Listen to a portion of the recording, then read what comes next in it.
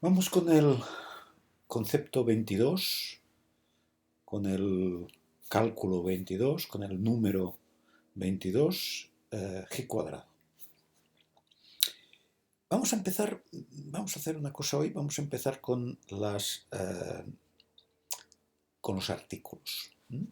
El artículo 6 es un artículo que aborda el tema de la osteoporosis y osteopenia.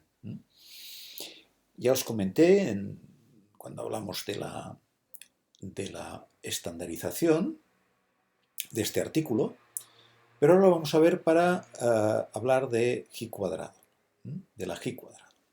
Mirad, en primer lugar, fijaros que, si os acordáis, este artículo lo que hace es evaluar la prevalencia, qué porcentaje de personas en edad laboral tienen osteoporosis y osteopenia. Aquí tenéis una tabla inicial que ya nos da unas pautas, ¿no? Combina mujeres y hombres y osteopenia y osteoporosis. Estos son en porcentaje, prevalencia.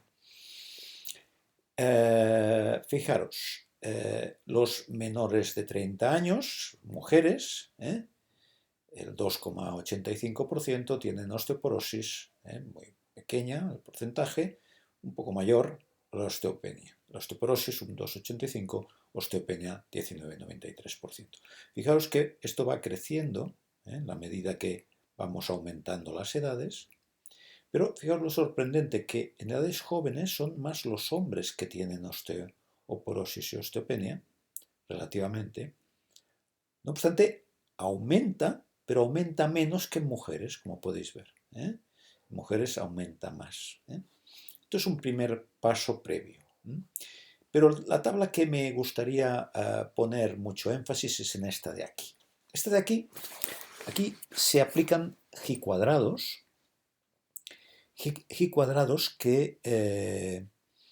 son importantes. Mirad, de momento de esto vamos a prescindir, esta columna, porque es un número, la P, el P-valor, es un número que veremos más adelante. Pero de momento lo que me interesa es que entendamos un número previo que es necesario calcular para llegar a este número, que es el más importante, obviamente, pero que lo vamos a ver más tarde, todo a su tiempo.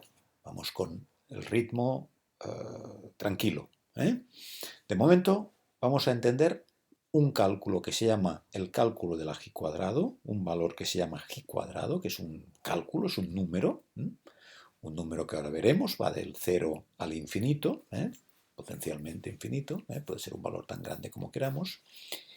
¿Y en qué contexto se calcula esta G cuadrado? Mirad, siempre que tengamos el cruce de dos variables cualitativas.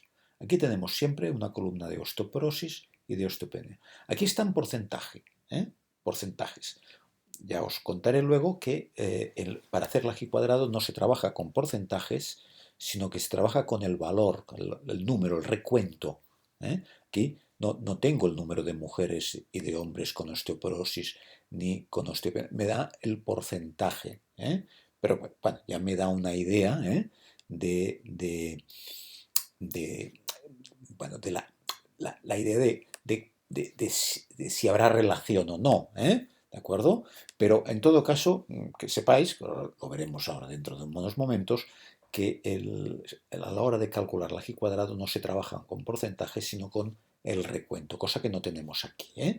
Pero supongo los autores lo han hecho con finalidad comunicativa, porque si hubieran puesto el valor absoluto, bueno, hubiera sido menos comunicativo, se hubiera entendido menos.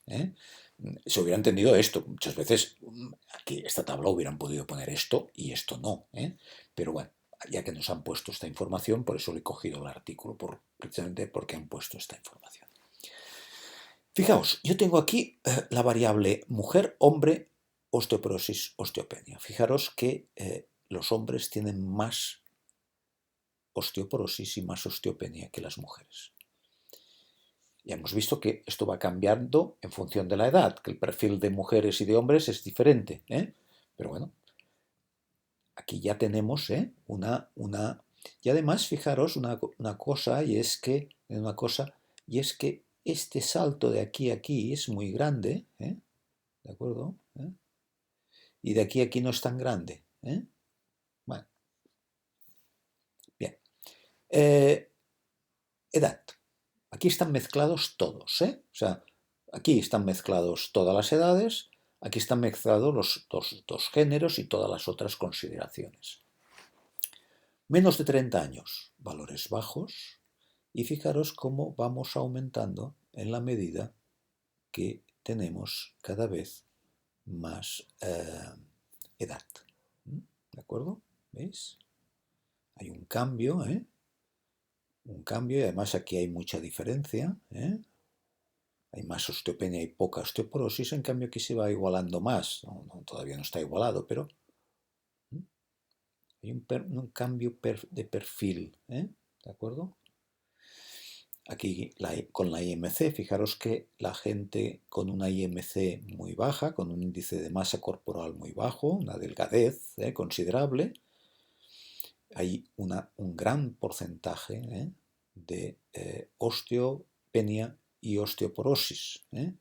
En cambio, en la medida que vamos aumentando la IMC, cada vez hay menos, y especialmente muy, muy poca osteoporosis.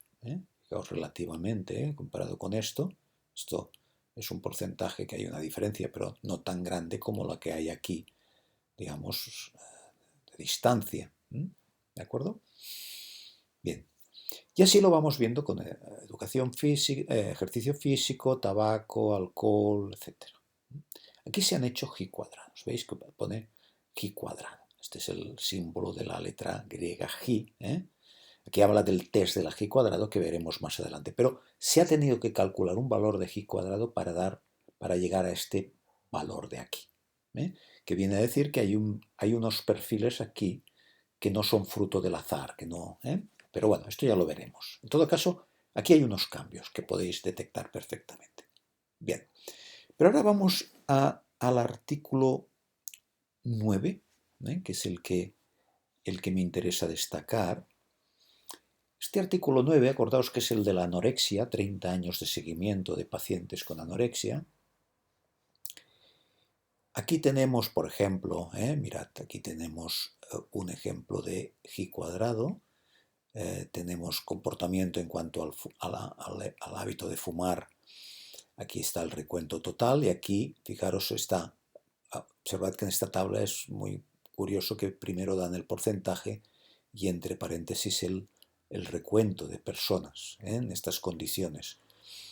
Normalmente es al revés, se da el recuento y entre paréntesis el porcentaje, pero bueno, en todo caso fijaros que aquí tenemos el porcentaje y aquí el recuento. Que aquí como son las personas con anorexia, pues el recuento es bajo, pero cuando vamos a los controles, digamos, a los que no tienen ningún trastorno alimentario, el recuento es muy alto. Y aquí tenemos los porcentajes. Fijaros que aquí tenemos una cierta diferencia, pero es relativamente pequeña. Si nos vamos aquí, ¿veis? Índice de masa corporal, estos valores de aquí, estos tres de aquí, normal, bajo peso, sobrepeso, se basa en la estandarización, la media menos una desviación estándar, por debajo de esta menos una desviación estándar a la media y por encima de una desviación estándar sumada a la media. Aquí una desviación restada a la media, pues por debajo de este valor, bajo peso. Por encima de la media más una desviación estándar, sobrepeso. Y aquí nos dan los recuentos, entre paréntesis, y los porcentajes. Es otra situación donde calcularíamos una G cuadrado. Aquí, con estos valores de aquí, con estos de aquí, y con la siguiente tabla, que es la que vamos a coger. Fijaos que voy a coger, ¿veis? Esta zona de aquí, la autoestima baja por encima, aquí se ha calculado con un test, el grado de autoestima de estos chicos y chicas, y se ha considerado que la autoestima era baja por debajo de una desviación estándar respecto a la media. Cogen la media. Si, por ejemplo, se mide la autoestima con una media de 30 y la desviación estándar es, yo que sé, 5, pues 30 menos 5, 25. Todo lo que esté por debajo de 25 de autoestima es baja autoestima. De 25, 30 menos 5, hemos dicho que la media es 30 y la desviación estándar es 5 y hay normalidad, es 30 más menos 5, por lo tanto tendríamos 30 menos 5, 25, hemos dicho que por debajo de 25 baja esta estima, por encima de 35, porque es 30 más 5 más una desviación estándar, sería una alta autoestima. Y después, entre 25 y 35 tendríamos una autoestima normal. ¿Vale? Bien, aquí tenemos los porcentajes, que como veis hemos dicho que entre una desviación estándar y otra desviación estándar, menos una desviación estándar más una desviación estándar respecto a la media, hemos dicho que tenemos aproximadamente un 68%, ¿veis? Ya cuadra con esto, ¿veis? Aquí tenemos aproximadamente un 68%, ¿veis? Si hacemos un promedio de esto y esto, ya sé que no es un promedio exacto porque aquí tengo más que aquí, pero bueno, que no es descartable la normalidad de la variable autoestima, de esta medida de la autoestima. Bien, pues ahora cojo estos valores y son los que voy a coger, a focalizar para explicaros cómo se calcula la G cuadrado. Mirad, esta es la tabla que he cogido, he hecho una fotografía y la he puesto aquí.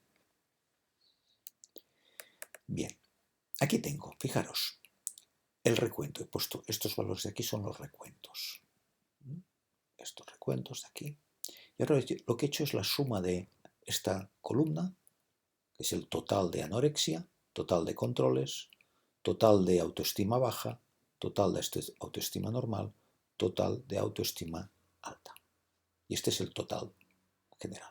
Fijaos que no coincide con esto seguramente porque aquí han contado todos los pacientes, y además el fichero tiene, como habéis visto, otra información aquí, y es posible que aquí hayan puesto el valor general y después aquí nos hayan puesto de los que tienen información de todo, Bien, información de todas las medidas, tanto de la anorexia como de no anorexia, como del grado de autoestima. A lo mejor alguno no ha contestado al test bien y se ha eliminado, hay dudas. Bueno, en todo caso, aquí es donde se parte el total y aquí es donde se tiene toda la información.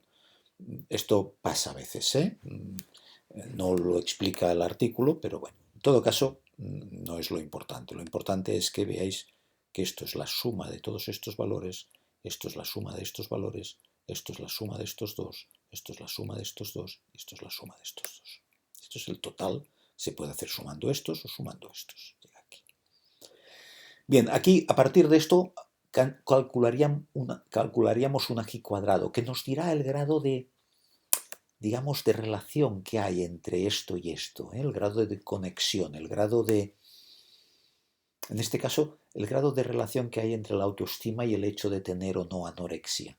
¿De acuerdo? Bien.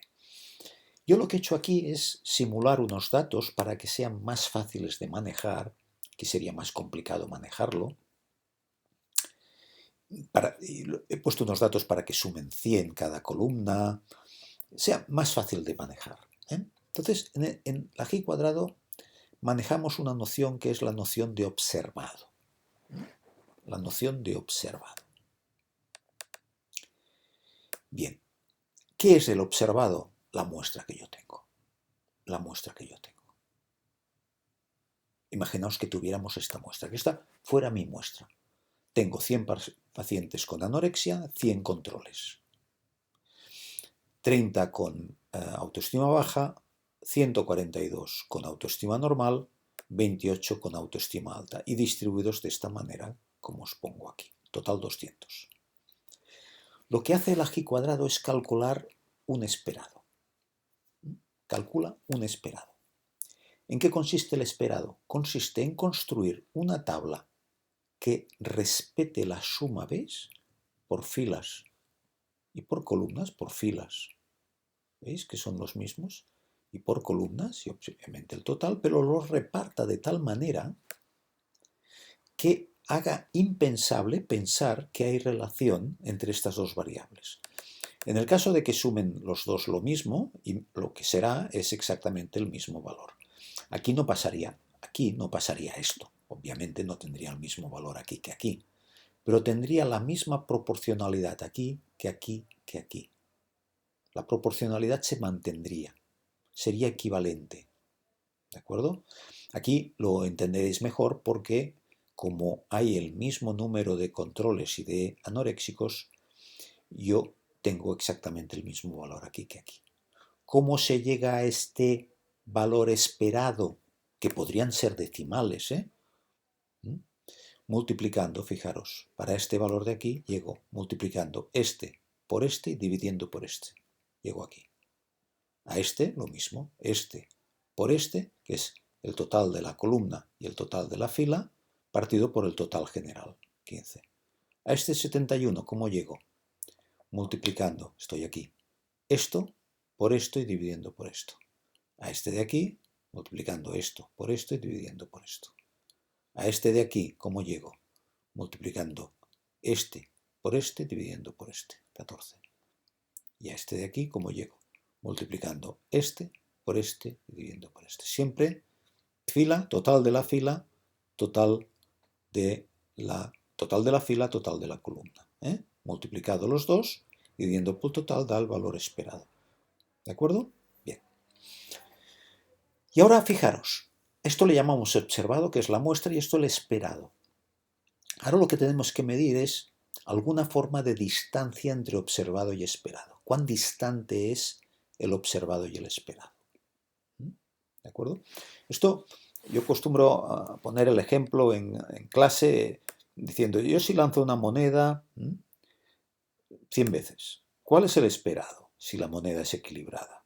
50 caras y 50 cruces. Esto es lo que espero yo ver en una moneda equilibrada. 100 lanzamientos, 50 caras, 50 cruces. ¿De acuerdo?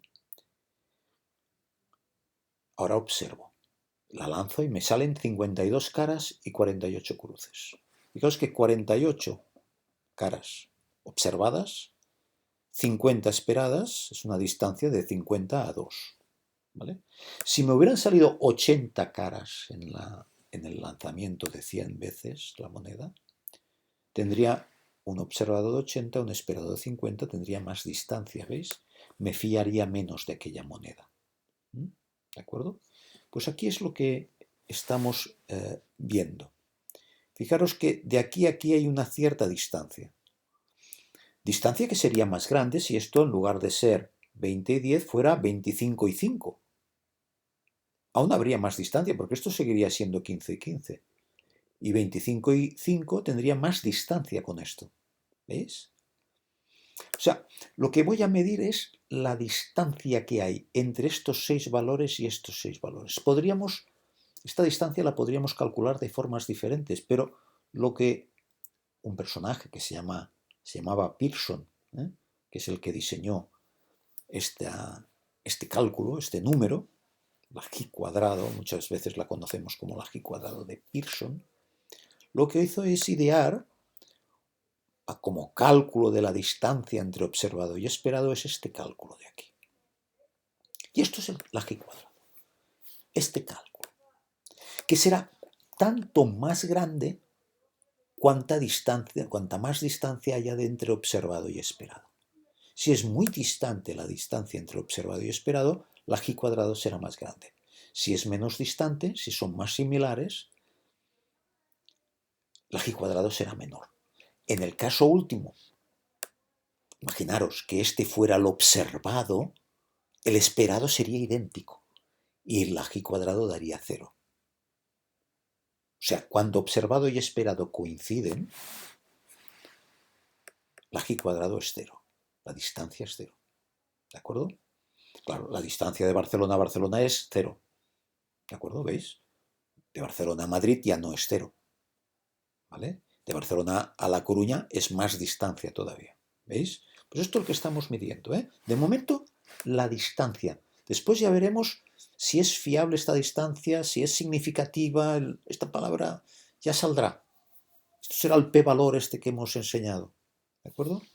¿Cómo calcularíamos ahora? Para que veáis cómo se calcula este valor de g cuadrado. Que cuanto más grande, más distante y más posibilidades de decir que hay relación entre esto y esto. ¿De acuerdo? ¿Vale? ¿Cómo se calcula? De esta manera. Esto es un sumatorio, que quiere decir sumar, ir sumando para todas las i's. Y la i hace referencia a cada una de estas 6, en este caso 6 celdillas. ¿Veis? 6. Pues haría observado menos esperado al cuadrado partido por esperado. ¿Veis? Esto de aquí es observado, esta casilla 20, observado menos esperado al cuadrado partido por esperado, que es 15. Vendré aquí. Observado 10, esperado 15 al cuadrado, 10 menos 15 al cuadrado partido por esperado, que es 15. Y así sucesivamente con los 6 casos, ¿veis? ¿De acuerdo? Es lo que hacemos aquí. Si os lo vais observando, veréis que voy haciendo es observado menos esperado al cuadrado partido por esperado, hasta llegar al último, que es 20 menos 14 al cuadrado partido por el esperado, que es 14. Si esto lo calculáis, os da 8,5. Este valor de g cuadrado siempre estará entre 0 e infinito, por aquí. Cuanto más próximo a 0, menos distancia entre observado y esperado. Y querrá decir que son, digamos, proporciones más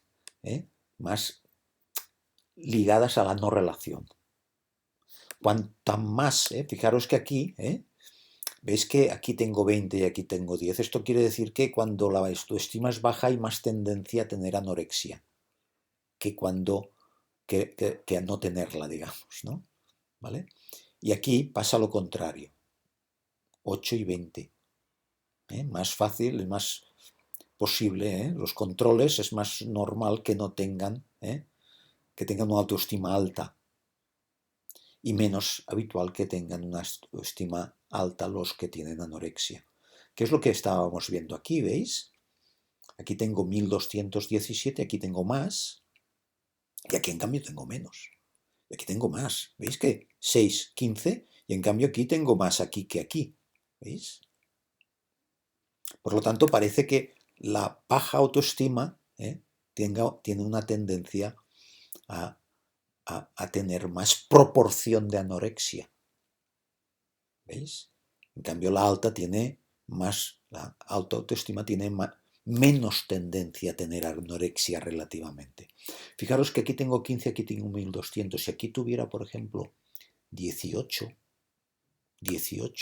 ¿veis cómo ya esto sería más equiparable? 18, 1678, 1677, 15, 1217. Sería más equiparable y por lo tanto estos valores, digamos, la g cuadrado sería más pequeña.